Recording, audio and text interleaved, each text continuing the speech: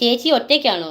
Hello, ഞാൻ എന്തിനാണ് ഒറ്റയ്ക്കാവുന്നത്? എനിക്കൊരു ഹസ്ബൻഡ് ഉണ്ട്, അച്ഛനുണ്ട്, അമ്മയുണ്ട്, അനുജത്തിയുണ്ട്, എൻ്റെ 2 മക്കളുണ്ട്. പിന്നെ ഞാൻ എങ്ങനെ ഒറ്റയ്ക്കാവുന്നത്?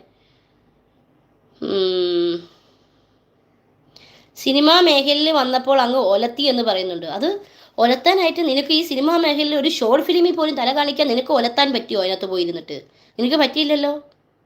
അതിനേ വിധി വേണം, തലവര വേണം. നിനക്കതില്ല. നിനക്ക് ഇവിടെ വന്നിരുന്ന് കമൻ്റ് ഇടാനേ പറ്റത്തുള്ളൂ. കഴിവില്ലാത്ത കഴിവേറികൾ ഒരുപാടുണ്ട്. ഇതുപോലെ ഒരുപാട് ആർട്ടിസ്റ്റുകളുള്ള ഒരു മേഖലയാണ് സിനിമാ മേഖല എന്ന് പറഞ്ഞാൽ. അതിൽ സാധാരണക്കാരിയായ ഞാൻ ഒരാളുടെ സപ്പോർട്ടില്ലാതെ നമുക്കതിൽ നിന്ന് നമ്മുടെ എന്താ പറയുക 1-2 ഓഡിഷനൊക്കെ അറ്റൻഡ് ചെയ്തിട്ടുണ്ടായിരുന്നു. പക്ഷെ അതൊന്നും എനിക്ക് വലിയ താല്പര്യമില്ല. എന്നാലും നമ്മളെ അവിടെ ചെന്നിട്ട് ആ സിനിമയിൽ നമ്മൾ അഭിനയിച്ചിട്ട് വന്ന എനിക്കത് പറയാൻ ഒരു മടിയുമില്ല. അല്ല നിന്നെപ്പോലല്ല, തന്തയില്ലായ്മ പറയുന്ന നിന്നെപ്പോലുള്ള വാണത്തിനോടൊന്നും പറഞ്ഞിട്ട് കാര്യമില്ല. ഓക്കെ, നിന്നെ 10 പേര് പറഞ്ഞാൽ അറിയുമോ? ഒരു ഷോർട്ട് ഫിലിമിൽ നിനക്ക് പോട്ടെ, നല്ലൊരു റീല് ചെയ്യാൻ നിന്നെക്കൊണ്ട് സാധിക്കുമോ? സാധിക്കുമോടാ നിന്നെക്കൊണ്ട്? മുതുക്കെ